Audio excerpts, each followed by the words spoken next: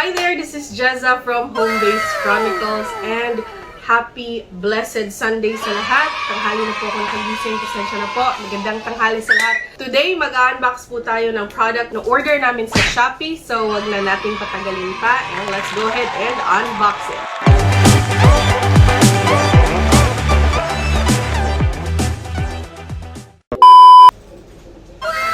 Okay.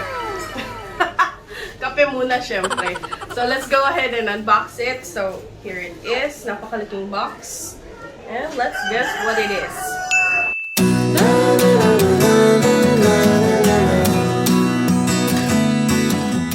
May nilagay sila dito sa lahat ng sides na please handle with care, fragile, thank you. And they've done a good job sa paglagay ng cling wrap. So, hopefully, hindi basag sa loob. Dumating to nung I think Thursday last week.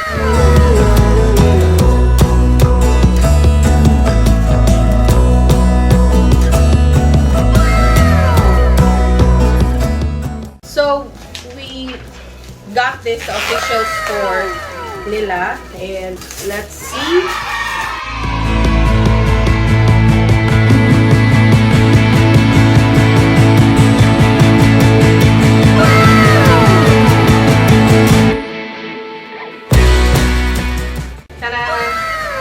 So it's a Whirlpool microwave oven.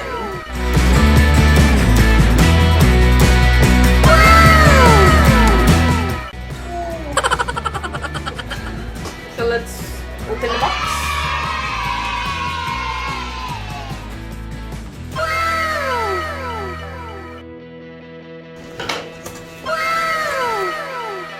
Okay, right out of the box, may styro niya is, I think it's broken. So hopefully, yung laman niya is okay.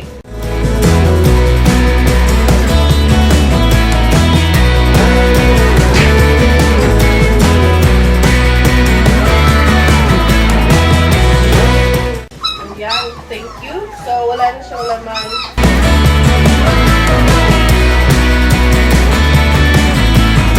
Sorry sa maingay na pups, kakapanganak lang kasi actually 1 month, magwa 1 month na sila. So, I have pups here, 9 in total. Sorry.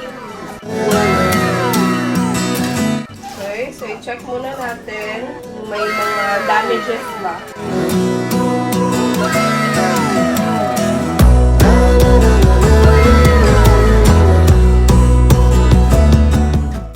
Microwave. Wala naman siyang damages sa outer part niya. All good naman. Nga pala, ma-share ko lang, but ito yung ni-purchase namin. Kasi we usually go for mga inverter products, kaso lang napakamahal. They're around 9 to 10,000. So, ito siya. Ito yung pinaka-lowest na wattage niya sa mga microwave. 700 watts lang siya. Yung iba nasa 1,000 na. So, we chose this one.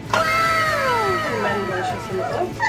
Yan. So, nandito yung niya, product warranty certificate niya. Yan. Instructions. And dito sa nakakarton is yung plate. Yung glass plate niya. So, lalagay mo lang siya here. And then, turn na siya when you use it. Another feature pala na ni-purchase namin siya, aside sa 700 watts siya, naka-digital na siya. Hindi kasi namin yung feel yung mga knobs pa. So, we wanted something na much more modern yung look. So, we wanted something digital. So, kaya nikuha lang siya. Ayan. There. Okay, so pag-usapan naman natin onte yung features nito. 11.3 kilograms siya. Tapos, may 24 months na warranty. Yung volume capacity niya is 20 liters. Tapos, of course, yung input voltage niya is dito talaga sa Pinas, which is 220 volts. Yung microwave features niya may 11 power levels, auto-cook function, pwede siyang mag-defrost, digital control, yun yung isa sa feature na nagustuhan namin talaga. So ngayon, ita-try natin of course to make sure na it's all up and running. May pizza kami leftover, so ita-try namin siya. Press ko yung reheat, and then start.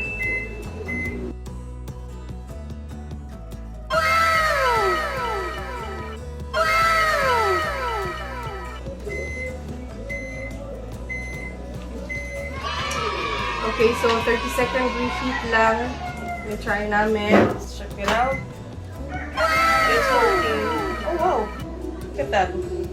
Wow, check that out.